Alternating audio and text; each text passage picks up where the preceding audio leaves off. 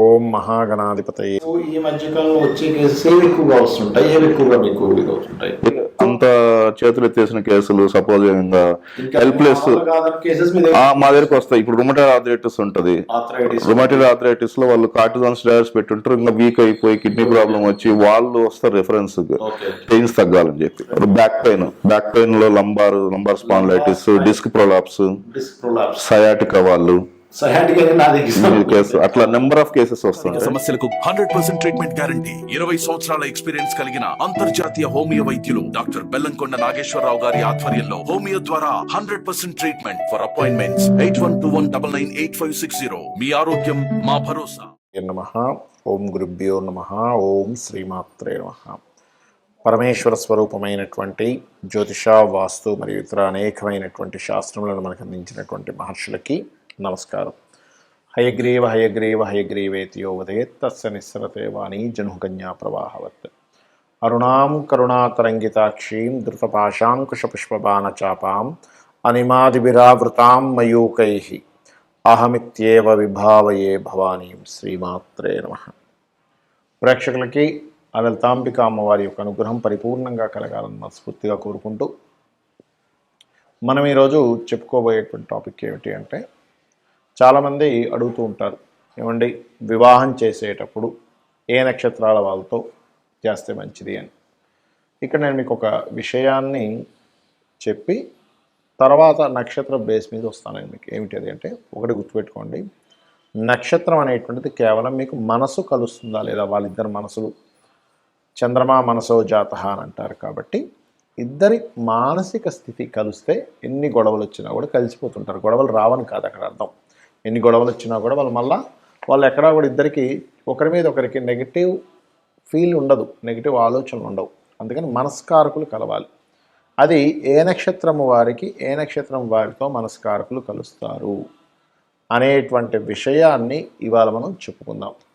అయితే ఇక్కడ దీనికి కండిషన్స్ ఉన్నాయి. ఇంకా అంటే ఇద్దరు వ్యక్తులకి వివాహం చేయాలంటే అసలు ఏమేం చూసుకోవాలనేది కూడా నేను మీకు ఆఖరిలో చెప్తాను, వీడియో ఆఖరిలో. కాకపోతే మొదట్లో మాత్రం మీది అశ్విని అనుకోండి, అశ్విని నక్షత్రం వల్ల ఏ నక్షత్రం వాళ్ళతో ఒక స్టెప్, అంటే ఫస్ట్ మనసులు కలిసే స్టెప్, అసలు ఏ నక్షత్రం వారిలో జాతకం చూసుకోవాలి. ఫస్ట్ స్టెప్ ఉంటుంది కదా, నేను ఏ నక్షత్రంతో చూసుకుంటే మంచిది అని ఉంటుంది. అలా నేను మీకు చెప్పబోతున్నాను ఇప్పుడు నేను మీకు. సో మనం ఒక్కొక్క నక్షత్ర రీత్యా ఒక్కొక్క రాశి రీత్యా చూసుకుందాం. కుంభరాశిలో ఉండే నక్షత్రాలు ధనిష్ట 3-4 పాదాలు, శతభిష నక్షత్రము మరియు పూర్వభాద్ర 1-2-3 పాదాలు. ఈ నక్షత్రం వారితో, అంటే ఈ నక్షత్రాలు ఏవైతే ఉంటాయో వీరు ఎవరితో వివాహం చేసుకోవడానికి ఒక అడుగు ముందుకు వేయడానికి ఏ నక్షత్రం వారితో మనసులు కలుస్తాయి అనేటువంటి విషయం తెలుసుకుందాం. అయితే టోటల్గా మ్యారేజ్ మ్యాచింగ్ ఎలా చూడాలనేది మీకు మొత్తం వీడియో చూస్తే తెలుస్తుంది. అయితే ఇందులో పర్టికులర్గా కుంభరాశి వారికి కన్నా చూసుకున్నట్లయితే ఇందులో ధనిష్ట 3-4 పాదాలు ఉంటాయని చెప్పుకున్నాము. ధనిష్టతో అశ్వినితో ఎలా ఉంటుంది అంటే, అశ్వినితో చేయొచ్చా చేయకూడదా అంటే, అశ్వినితో మనసులు కలుస్తాయా కలవా, కేవలం మనసుల వరకేనండి. ఇది టోటల్గా వివాహం చేసేసుకోవడానికి కాదు, కేవలం మనసులు కలుస్తాయి. అశ్వినితో కలుస్తుంది. కృత్తిక కూడా పనికొస్తుంది. అదేవిధంగా రోహిణి, మృగశిర 1-2 పాదాల వరకే. మళ్ళీ రోహిణి 4 పాదాలు, మృగశిర 1-2 పాదాలే. నేను స్పెసిఫిక్గా ఈ పాదాలని చెప్తేనే తీసుకోండి, లేనట్లయితే మొత్తం 4 పాదాలు మనకు వస్తాయని అర్థం. అలాగే చూసుకున్నట్లయితే మఖా నక్షత్రము మరియు ఉత్తర ఫాల్గుని నక్షత్రం 1వ పాదము, అంటే ఉత్తర అంటారు కదా మనకి సింహరాశిలో ఉంటుంది, అది 1వ పాదము. అలాగే చిత్త 4 పాదాలు, విశాఖ 4 పాదాలు, మూల 4 పాదాలు, ఉత్తరాషాఢ మాత్రం 2-3-4 పాదాలు.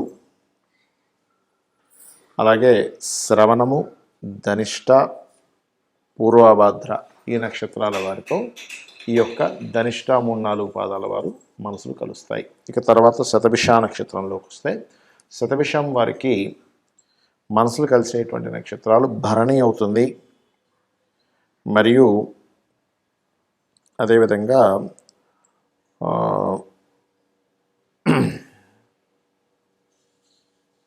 పుబ్బ అవుతుంది. అలాగే స్వాతి నక్షత్రం అవుతుంది. చూసుకున్నట్లయితే మనసులు కలవడం వరకేనండి, ఇది టోటల్ వివాహం చేసుకోవడానికి కాదు, మళ్ళీ చెప్తున్నాను. అదేవిధంగా జ్యేష్ఠ నక్షత్రం అవుతుంది.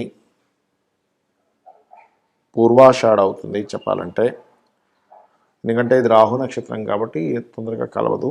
సో జ్యేష్ఠ నక్షత్రం అవుతుంది. అండ్ పూర్వాషాఢ కూడా చెప్పుకున్నాము. అండ్ అదేవిధంగా ఈ నక్షత్రాలు పనికొస్తాయి. శతభిషం మరి ఎంతవరకు కనెక్ట్ అవుతుందని చూసుకుంటే శతభిషం కూడా పనికొస్తుంది. శతభిషానికి శతభిషం చేసుకోవచ్చు. కాకపోతే ఎప్పుడైనా ఏక నక్షత్రం చేసేటప్పుడు అందులో ముఖ్యంగా రాహు నక్షత్రాలు, శని నక్షత్రాలు, కేతు నక్షత్రాలు, కుజ నక్షత్రాలు, రవి నక్షత్రాలు, ఇలాగా కొన్ని నక్షత్రాలు సెట్ కొన్ని ఉన్నాయి. ఇవి చేసుకునేటప్పుడు మాత్రం సేమ్ నక్షత్రం అయినప్పుడు వాళ్ళ పర్సనల్ చార్ట్లో ఉండే నక్షత్రం ఎలా ఉందో చూసుకోవాలి. నక్షత్రం అంటే అధిపతి ఎలా ఉన్నాడో చూసుకోవాలి.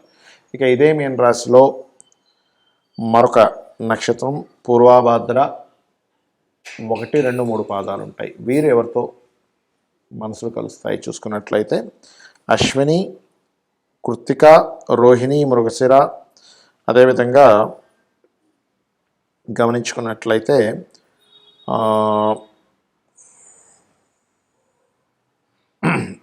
ధనిష్ట, చిత్త అండి, చిత్త, విశాఖ,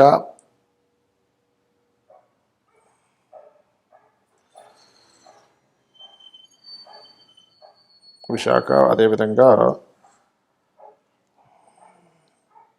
ఉత్తరాషాఢ, శ్రవణం, ధనిష్ట ఇందాక ఆల్రెడీ చెప్పాను, కాకపోతే మళ్ళీ చెప్తున్నాను. ధనిష్ట, పూర్వాభాద్ర, రేవతి.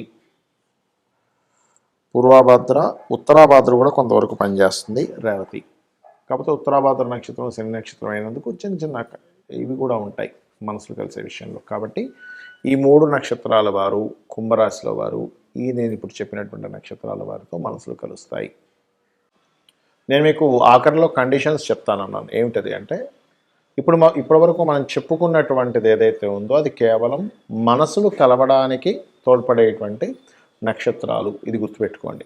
అంతేగాని ఈ నక్షత్రాలు చెప్పాను కదా ఇంకేమీ చూసుకోకుండా డైరెక్ట్గా వెళ్ళిపోయి వివాహం చేసుకోమని కాదు. First point number 1. మరి ఇంకేమేం చూసుకోవాలి అని మనకు సందేహం కలుగుతుంది ఇక్కడ.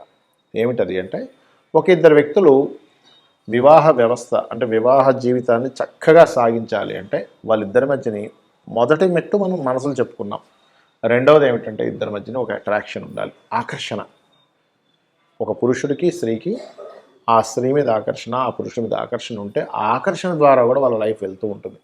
చాలామంది అంటుంటారు చూసారా, ఏమిటారండి మా వారికి నా మీద పెద్ద అట్రాక్షన్ ఉండట్లేదు, పెద్దగా పట్టించుకోవడం అంటుంది. బికాజ్ ఆఫ్ ఆకర్షణ కారకులైన కుజశుక్రులు వాళ్ళ కాంబినేషన్లో ఉండరని అర్థం.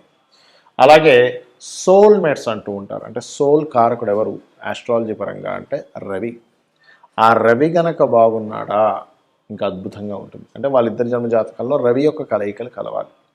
అలాగే రవి ఆకర్షణ మనసుతో పాటు చాలామంది చూడండి కంప్లైంట్ చేస్తుంటారు, ఏంటి ఏమోనండి మేము చేసుకున్నాం కానీ మా వారు నాతో పెద్దగా ఏం మాట్లాడరని, లేకపోతే మా అబ్బాయి అంటుంటాడు మా అమ్మాయి ఆవిడేం పెద్దగా మాట్లాడదు, మా మిస్సెస్ ఏమేమి. ఎందుకు అంటే బికాజ్ ఆఫ్ బుధుడి యొక్క స్థితి సరిగ్గా లేదని అర్థం అక్కడ. అంటే ఇద్దరి మెర్క్యూరీస్ సరిగ్గా కలవలేదు.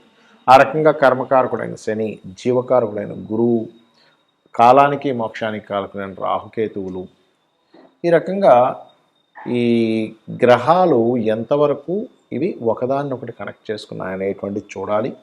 దీంతో పాటు ఇంకా ముఖ్యమైనటువంటి విషయం ఏమిటి అంటే ఒక అమ్మాయి అబ్బాయిని వివాహం చేసుకునేటప్పుడు అబ్బాయి పర్సనల్ చార్ట్ని చూసుకోవాలి. అంటే ఏమేమి చూసుకోవాలి అందులో అంటే అబ్బాయి యొక్క లగ్నం అంటే అబ్బాయి యొక్క తత్వం ఏమిటి, అబ్బాయి ఎలాంటి వ్యక్తి, అమాయకుడా, గొడవలు చేసే వ్యక్తా, లేకపోతే బాగా మనీ మైండెడా, బాగా ఎక్కువ లవింగ్ నేచరా, లేకపోతే వర్కింగ్ నేచరా. కొంతమందికి వర్కాలిక్ ఉంటారు, అది బిజినెస్ మైండెడ్ ఉంటారు, కొంతమంది భయస్సులు ఉంటారు, కొంతమంది విపరీతమైన కోప స్వభావం ఉంటారు. వాళ్ళు ఏమిటనేది వాళ్ళ లగ్నం బట్టి తెలుస్తుంది. ఇక రెండవది ఏంటంటే కుటుంబంతో ఎలా ఉంటారు అటాచ్మెంట్స్, కుటుంబ స్థానం పరిశీలన చేయాలి అబ్బాయికి. అదేవిధంగా సంతానం, ఎందుకంటే ఇక్కడ అమ్మాయి జాతకంలో కొద్దిగా సంతానం వీక్గా ఉంది, అబ్బాయి జాతకం కూడా వీక్ ఉంటే సంతానం పొందరు, దానివల్ల సంతానం కలగకపోతే ప్రాబ్లం. కాబట్టి ఇద్దరు సంతాన స్థానాలు ఒకరిది కొంచెం తక్కువ ఉన్నా ఒకరిది కొంచెం బాగుంటే కనెక్ట్ అవుతుంది. అలాగే దీంతోపాటు వివాహ స్థానము, వివాహ జీవిత స్థానం ఈజ్ మోస్ట్ ఇంపార్టెంట్ పర్సనల్ చార్ట్లో. అంటే వివాహ జీవిత భాగస్వామితో ఎలా ఉంటాడు, ఈ అబ్బాయితో రిలేషన్స్ ఎలా ఉంటాయి, వివాహం తర్వాత లైఫ్ ఎలా సాగుతుంది అనేటువంటిది చూడాలి. ఇవన్నీ సప్తమ స్థానము, 12వ స్థానాల్లో ఉంటుంది. దీనికంటే ఇంకా ముఖ్యమైనటువంటిది ఏంటంటే, ఒకవేళ ఆ అబ్బాయికి కానీ అమ్మాయికి కానీ 2 వివాహాల యోగం ఉంటే కనుక, మీకు ఒకవేళ సంబంధం నచ్చింది, ఒకవేళ 2 వివాహాల యోగం ఉంది ఆ జాతకంలో, అలాంటప్పుడు వారితో మీరు కనుక సత్సంబంధాలని మాట్లాడుకోగలిగితే కనుక అమ్మాయికి కానీ అబ్బాయి కానీ, అబ్బాయికి అయితే అర్క వివాహం, అమ్మాయికి అయితే కుంభ వివాహం జరిపించమని చెప్పి మీరు చేసుకుంటూ ముందుకు వెళ్ళొచ్చు. లేదండి మనకు అంత రిస్క్ ఎందుకు, ఇంకో సంబంధం చూసుకుందాం అనుకునేవారు ఇంకో సంబంధం చూసుకుంటూ ఉంటారు. కాబట్టి పర్టికులర్గా ఈ యొక్క అంశాలు ఖచ్చితంగా మీరు అక్కడ చూసుకోవాలి. చూసుకొని దీనికి ఇంకొంచెం ఇన్డెప్త్గా వెళ్ళే వాళ్ళు నవాంశలోకి కూడా వెళ్తారు. కాకపోతే ఏంటంటే ఒకటి గుర్తుపెట్టుకోండి, ఇవాళ రేపు ఉన్న జాతకాల్లో 90% ఆఫ్ చార్ట్స్ ఏదో ఒక డిఫెక్ట్స్ ఎక్కువగా ఉంటుంటాయి. కాబట్టి ఏంటంటే మనం మొట్టమొదటిగా ఈ మనస్కారకుడైనటువంటి చంద్రుడి యొక్క నక్షత్రాలు కనుక కలిసినట్లయితే ఇద్దరి మధ్యనే ఉండేటువంటి అఫెక్షన్ ఏదైతే ఉందో చక్కగా పెరుగుతుంది. కాబట్టి ఈ రకంగా చూసుకొని మీ యొక్క వివాహ జీవితాన్ని చక్కగా సరిదిద్దుకుంటారని కోరుకుంటూ, అదేవిధంగా మరొక విషయం ఏంటంటే, వివాహం కావట్లేదు అనుకునేవారు శ్రీ కామేశబద్ధ మాంగళ్య సూత్ర శోభిత కందరాయే నమః అనే మంత్రాన్ని, వివాహమై ఇబ్బంది పడుతుంది అనుకునేటువంటి వారు శివకామేశ్వరాంకస్త శివాస్వాధీన వల్లభాయే అనే మంత్రాన్ని కనుక చేసుకున్నట్లయితే మీ వివాహ జీవితం అద్భుతంగా ఉంటుంది.